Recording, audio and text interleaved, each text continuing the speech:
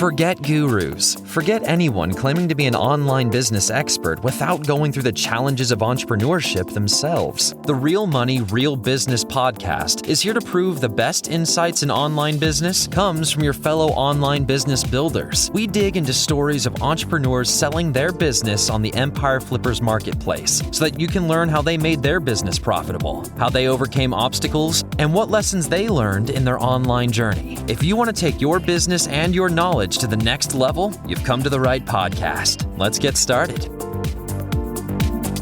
Hello everyone, Craig here with another great business to discuss on this episode of the Real Money, Real Business podcast. Today's guest is Ryan, and he's selling his Amazon Associates affiliate and display advertising business on the Empire Flippers marketplace. So welcome to the show, Ryan. How are you doing today? I'm doing pretty good. How are you doing? I'm doing great, thank you for asking. And I'm looking forward to talking more about your business. But before we dive in, let's go over a brief summary of the business. It's an Amazon Associates affiliate and display advertising business in the technology niche, created in October 2014. The average monthly revenue for the business is $28,854, and it makes an average of $26,199 net profit each month. For everyone listening, you can visit empireflippers.com/marketplace and search for listing 54260 to learn more about the business, or you can unlock this listing to start your due diligence if you're interested in purchasing this asset. So now that I've given a general overview of the business, let's have a look at what's included in the sale. We have 4 domains, including all content and files for the sites, social media accounts for Facebook, Twitter, Instagram, Pinterest, and YouTube. And it's important to know that we recommend interested buyers to have an approved AdSense account to aid in a successful migration of the business. Okay, Ryan, now let's hear from you. Can you tell us a little about your background in building and running online businesses? Yeah, so I've been an entrepreneur since I'd say 2006. I've been building and developing websites since then. I've always had a particular interest in technology and web design. So that's pretty much how I started, building little websites here and there, and then kind of evolved into something a little bigger that I could sustain myself with. Absolutely. Oh, okay. Seems like a natural progression to the business we have today. When you were sort of first starting out experimenting with building websites, what did you sort of learn from that experience that you applied to grow this website that we have for sale today? Well, the first thing I really started to learn was a bit of HTML and basic coding and general knowledge of SEO. That's pretty much what I would say has helped me the most. Just general understanding of how the web works and how certain websites rank above others and whatnot. Absolutely, yeah. Just getting the foundations in place and then you can sort of build from there. How come was it that you chose to venture into the technology niche in particular? Like I said, I've always been interested in technology and always liked gadgets and products like that. So I wanted to create something I was passionate about, something I was actually interested in. Before starting this site, I've created other websites in niches that I wasn't really too interested in. So I wanted to make sure from the start that I would see the long term and actually continue to be interested in it as time progressed and as years went on. So from the start, I made sure that it was something I could consistently spend time on, making sure to add content every single day and watching it grow organically over time, just to be patient and not expect results right away. Absolutely, yeah. And when you have a passion for the niche, it allows you to have that patience with it if you enjoy producing the content as well. As for the sort of business model you've built up here, you earn from Amazon Associates and affiliate and display advertising as well. Could you tell us a little about the growth of those monetizations and how you sort of implemented them? Yeah, so primarily the revenue comes from Amazon's associate program, but there's also other basic techniques that I use to try to generate sales and revenue other ways. Publishing fees, eBay sales. I've kind of messed around a little with AdSense and display ads, but I'd say most of the revenue is from affiliate programs like Amazon's. I wanted to make sure I created a website that was clean and neat, so I didn't want to litter it with ads and make it slow and kind of annoying to be on. So I wanted visitors to hang around and remember my site when they came back. Absolutely, yeah. And it seems like you've got a good diversification of the affiliate sources with 8 different affiliate sources you have, and a good diversification of traffic as well among the top 3 pages when they receive no more than 7% of the total traffic collectively. So it definitely seems like you've used your experience in building websites to build a very solid website here and put some great content on it that you're passionate about. Yeah, so it sounds like it was a bit of a passion project for you. You like business. Naturally, I'm curious as to how come you're selling it at this point. I'm kind of ready for a change, ready for something new. I do like the niche, but it's been almost 7 years and I feel like I'm ready for something different. So whether that be offline or something else online, I'm not really sure right now, but also have some personal projects in my life that I need to take care of, and the capital would really help with that. So I figured right now is a decent time to sell it. So that's why I'm here. Absolutely. Yeah, that makes a lot of sense, and a reason why a lot of entrepreneurs decide to exit. So if you did continue to build a new website, a new online project, is there anything you've learned from building this business that you would apply to that site? Yeah, I'd say mostly I've learned to stay very consistent and patient. Creating and managing a brand in this industry requires a lot of persistence and dedication. So I think that would easily transfer over to any other business that I wanted to create in the future. Not looking at the short term and looking more at the long term of things and trying to visualize how it's going to be 5 years down the road and further than that even. Absolutely, yeah, some solid points there. As for just circle back to when you were growing this website, I noticed in your listing description, you talk about how you have unique methods of acquiring keywords that have resulted in this long-term growth of the business. Do you want to share some details about that, how you've grown the SEO traffic for the site? Yeah, so mostly I trying to find niche-specific keywords and rankings, not looking to compete with large websites or large keywords, high volume keywords. There's plenty of people out there looking for very specific search terms, and that's kind of what I'm more after rather than broad general search terms. So trying to kind of look past what everyone else wants to rank for and look for something unique. Yeah, I guess that incorporates the search intent a little bit as well, doesn't it? So it might get high quality traffic, it sounds like. Was there anything you tried when growing this site that didn't work out for you? Yeah, kind of like I said, I've been trying to spend time ranking. Well, in the past, I've tried to spend time competing with larger websites to no avail. So that's something I kind of tried. It didn't work, was going for big names, big keywords, big products. I wanted to focus on smaller things and things that are a little more attainable. So basically, I'm looking for low volume instead of high volume is what I'm trying to say. Yeah, that makes a lot of sense.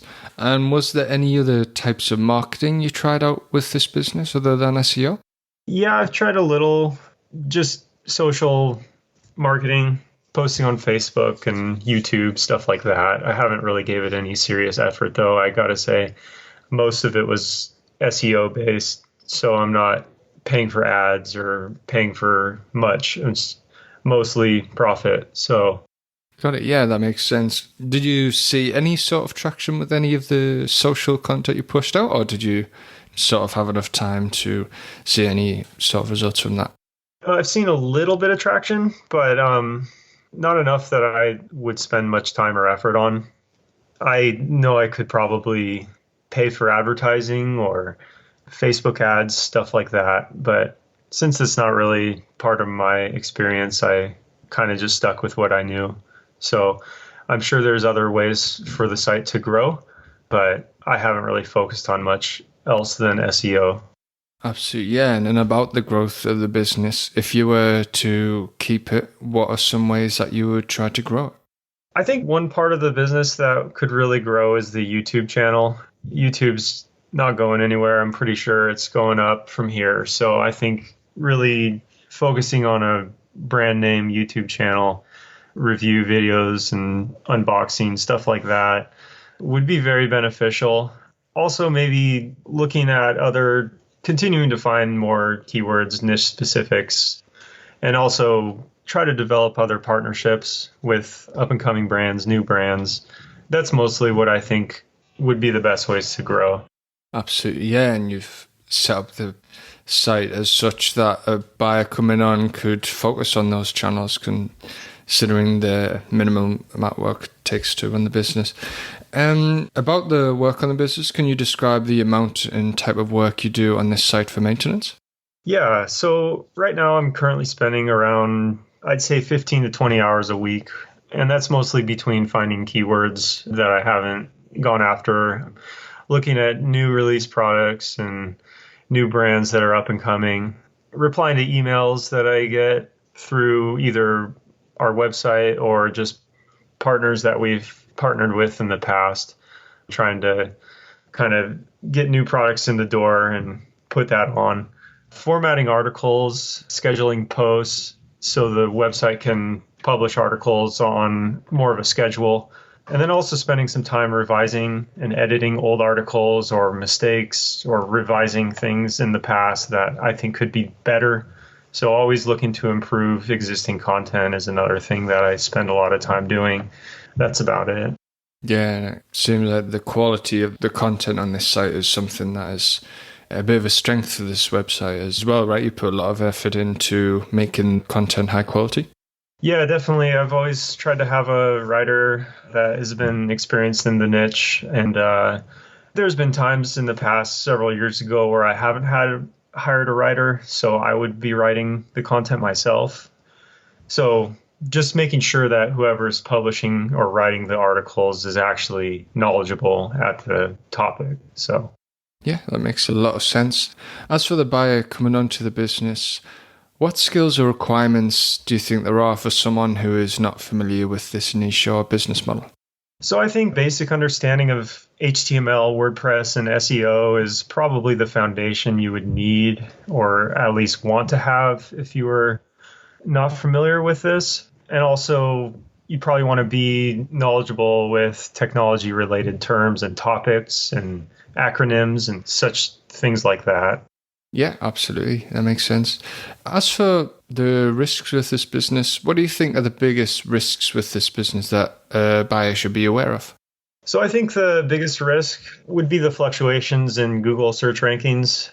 My traffic on Google's been pretty good the last 2 years. Recently, there was a bit of a drop, as you can probably see in Google Analytics, but it's nothing to be too concerned about. Traffic's still pretty good. So I'd say fluctuations in Google rankings, probably the main one. Also, Amazon could change their percentage structure on what they pay you. I've gone through a few changes with the Amazon structure of how they pay and what they pay, but it didn't really seem to affect the overall earnings. I think that's because mostly there's a lot of products that we review on the site. So if one's affected, there's probably another one that's affected in a positive way. There could be a lot of up and down with certain products, and old products going away, new products coming in. It kind of goes up and down every so often. So that's just something that should be aware of. Yeah, that's a really interesting point, that diversification of the products that you're promoting helps to, I guess, alleviate the strain of any updates or anything like that. And also having multiple affiliate program connections. Affiliate revenue can sort of prevent the business being harmed too much by any Amazon updates and stuff like that. So yeah, all interesting stuff. Overall, putting yourself in the shoes of a buyer, why do you think this is a business worth buying? Actually really easy to run and operate. You do need a little bit of knowledge from the start, but it's really easy to get a hang of. It's always been growing and evolving as trends come and go, but it's always proven to be a very reliable source of income. Whether traffic goes down or up, it's always earning good money. I think the business is worth buying because it's kind of streamlined to the point where you have a content writer, and then you have myself who's putting in the articles and tweaking here and there, but it's really not that intensive of work. It's pretty easy, especially once you get the hang of it. Okay, great stuff. Well, regarding the sale of this business, would you commit to a non-compete? Yes, of course. I would never directly compete with the business in the future. It's something I'm really interested in doing. Honestly, looking for something different. So I don't see that being a problem at all. And how much support are you willing to offer buyers? Are you going for the standard 30 days of email and Skype support? Yeah, initially I said yes, I'm going to go with the 30 days of email and Skype support. But if the buyer doesn't feel comfortable once 30 days goes, I'll gladly go a few more weeks. I'm pretty flexible and very understanding, easy to work with. So looking for a smooth transition and looking for a buyer who's comfortable running the site. I don't think there's a huge learning curve, so I'm not sure how much more support would be needed after 30 days. But like I said, I'm willing to help if needed for a few more weeks after that. Excellent. And are you open to negotiating something like an earnout? I originally wasn't really thinking of that. I guess it kind of would be considered on a case-by-case basis. It's not something I'm very excited about. I'm really looking for capital and to move on. So it is possible, but not ideal, I should say. Okay. Is there anything else you'd like to share that I might have missed? No, I don't think so. I think that pretty much sums it up. Brilliant. Well, thank you very much for your time, Ryan. It's been great talking to you. You too. It's been a good talk. All right, everyone. Thanks for listening. To learn more and see if this listing has already been sold, head over to empireflippers.com/marketplace and search for listing 54260.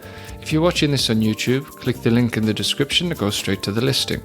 Once you've unlocked this listing, you'll be given everything you need to know about this business. So until next time, enjoy your digital journey.